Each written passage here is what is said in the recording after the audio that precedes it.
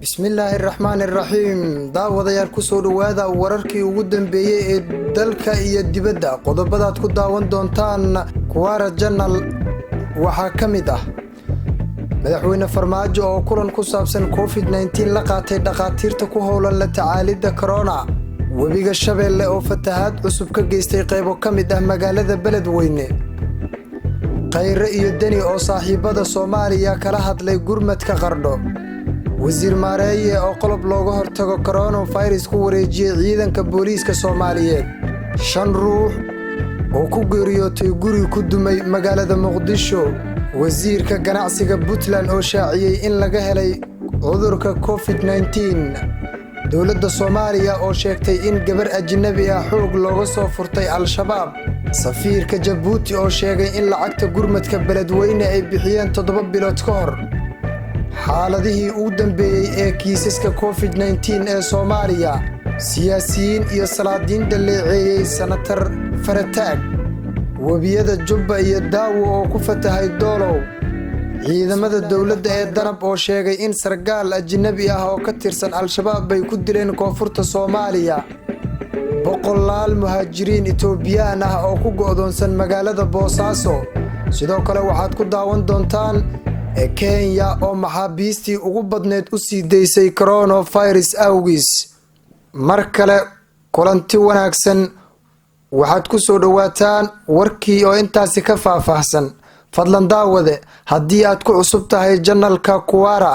subscribe saar, share dheh si aad u hesho warar xaqiiqda ku saleysan iyo barnaamijyo ku xiiso geliya. fadlan daawade haddii aad ku cusub tahay Daraja TV, subscribe saar si aad u hesho warar xaqiiqda ku saleysan. madaxweynaha Jamhuuriyadda Federaalka Soomaaliya Mudane Maxamed Cabdullaahi Farmaajo ayaa kulan ku saabsan xaaladda caafimaad ee dalka, baahiyaha jira iyo dadaalada socda ee lagu xakameynayo cudurka COVID-19 waxa uu la qaatay qaar ka mid ah dhaqaatiirta Soomaaliyeed ee la tacaalaya xakameynta cudurkan. kulankan oo ka qabsoomay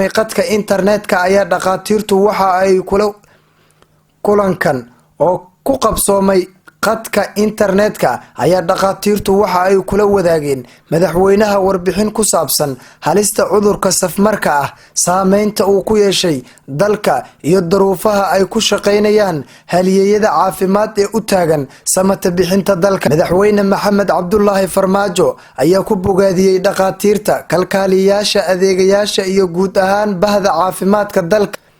madaxweyne Maxamed Cabdullaahi Farmaajo ayaa tilmaamay mas'uuliyadda weyn ee shacab iyo dowladba ina saaran, gaar ahaan bahda caafimaadka oo ah indhihii dalka waqtigan adag. madaxweynaha ayaa xoojiyay walwalka ku aadan in ay yar tahay feejignaanta shacabka Soomaaliyeed ee cudurkan iyo halistiisa.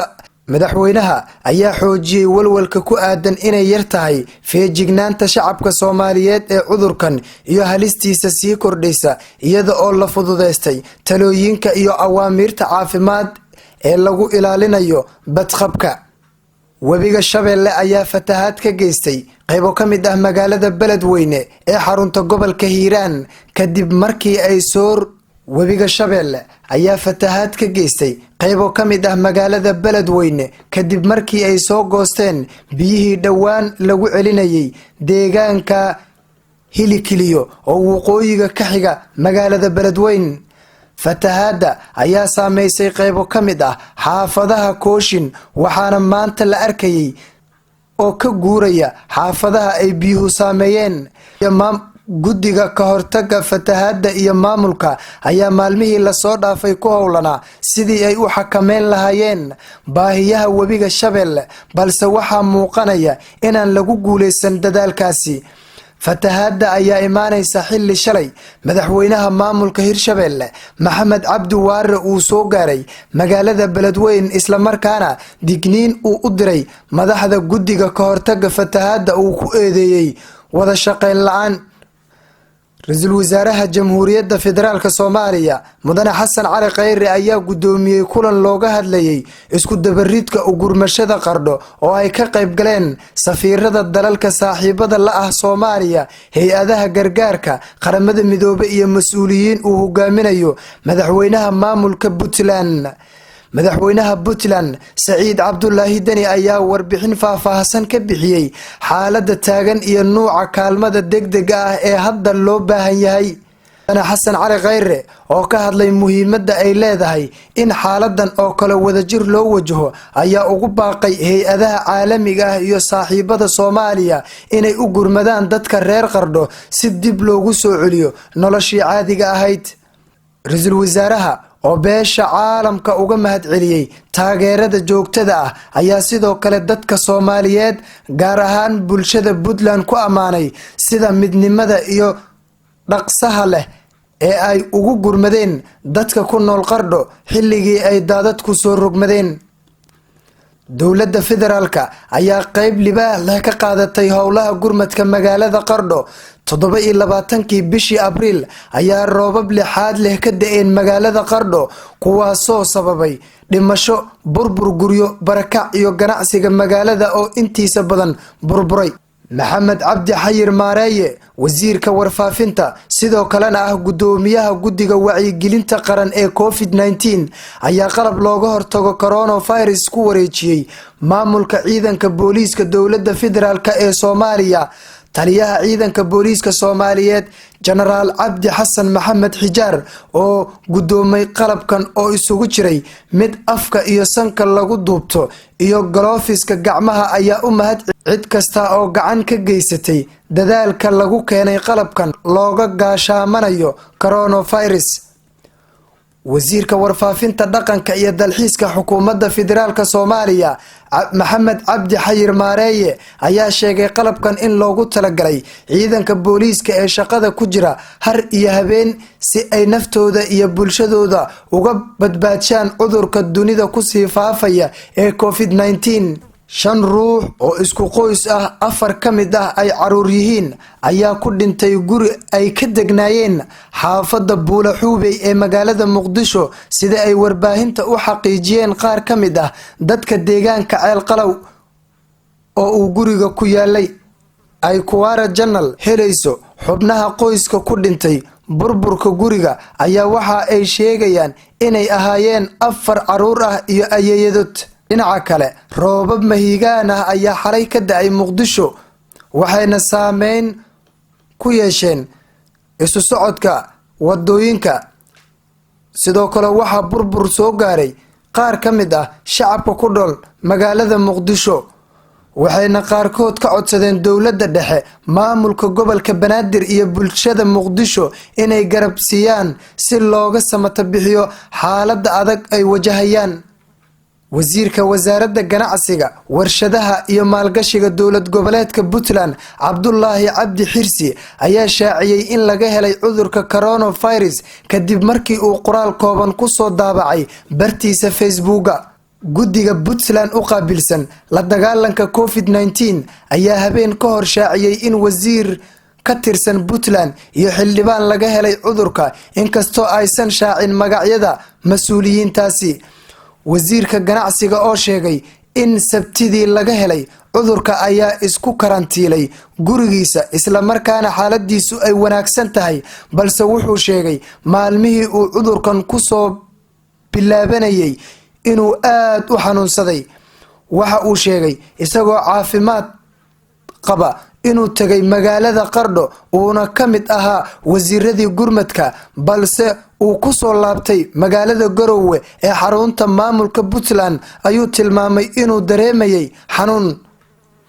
Puntland ayaa ka mid ah meelaha uu aadka ugu faafay cudurka COVID-19 waxaana tirada dadka laga helay cudurka ay aad u korortay markii la isugu tagay halkaas oo dad xanuunkii qabay ay geeyeen kuna sii fidiyeen dad kale. daawadayaal wali waxaad daawanaysaan wararka.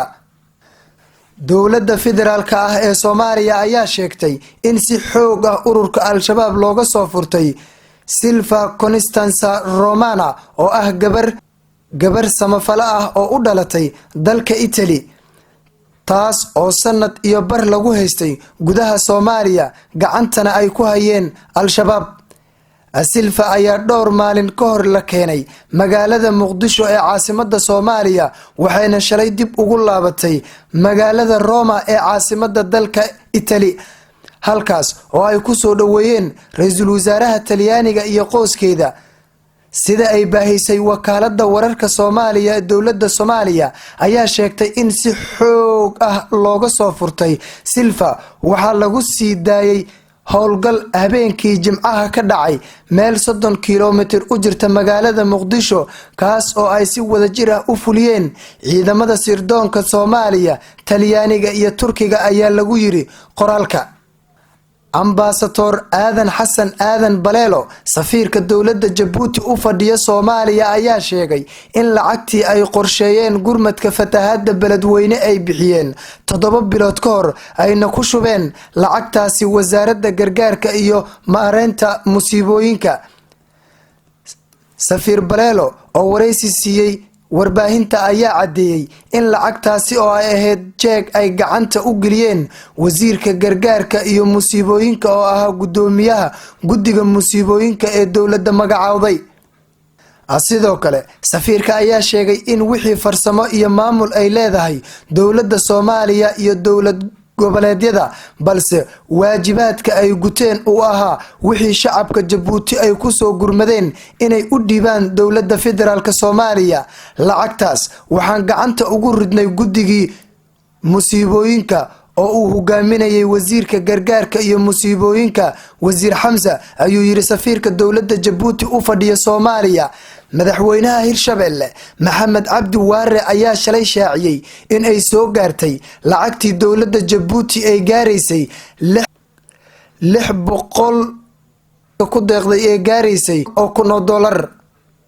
fatahaadii hore ee ka dhacday magaalada beledweyne ayaa waxa u soo gurmatay dowladda Soomaaliya iyo dalalka kale ee saaxiibada la ah balse lacagtii loogu talagalay gurmadkii beledweyne ee fatahaadii hore ayaan waxba lagu qaban sidoo kale dadka qaarkiis ayaa hadda waxa ay sheegayaan in Waare beledweyne oo u tagay inuu qayb ka qaato lacagta loogu talagalay gurmadka beledweyne inta badan xaafadaha magaalada Doolow ayaa waxa saameeyay fatahaad ay si wadajir ah u sameeyeen wabiyada Jubba iyo Daawo waxaana saaka magaalada ka socda baraka ay sameynayaan shacabka xaafadaha ay fatahaadda saameysay waxa kamid ah Horseed Halgan Dhagaxley kuwa oo guriyihii ku yaalay ay gabi ahaan badbaadad jireen mas'uuliyiin ka tirsan maamulka degmada Doolow ururada bulshada rayidka ah iyo ciidanka ayaa gurmad u fidiyay qoysaska ay hantidoodii burburisay fatahaadda iyagoo ku caawinayay in waxyaalaha muhiimka u ah ay guryahooda kala soo baxaan dowladda Kenya ayaa sii deysay 7,000 oo maxbiis ah tan iyo inta uu bilowday xanuunka coronavirus sida uu sheegay wasiirka arrimaha gudaha iyo amniga qaranka ee wadankaasi wasiirka ayaa u sheegay guddiga aqalka sanadka u qaabilsan xanuunka COVID-19 in arintaasi ay ka dambeysay kadib markii loo baqay in maxbiista ay xanuunkaasi si dhaqsi ah isugu gaadhsiiyaan waxaana uu intaa ku daray in baaritaan la sameeyay lagu ogaaday in 2 maxbuus oo ku jiray jeel ku yaala Nairobi oo qaba coronavirus wasaaradda caafimaadka Kenya ayaa bilowday ololo ballaaran oo looga baarayo maxaabiista xabsiyada Kenya xanuunka COVID-19 sida uu baahiyay telefishinka maxalliga ah ee Citizen dalkaasi ayaa horay u xaqiijiyay 672 xaaladood oo xanuunka safmarka ah waxaana u geeriyootay 32 ruux daawadayaal wararkii aad kala socoteen Kuwara Channel wanaga inta fadlan haddii aad ku cusub tahay channelka subscribe sar share garay kambalelka furo si aad u hesho wararka xaqiiqda ku saleysan oo halkan la soo geliyo iyo barnaamijyo ku xiiso geliya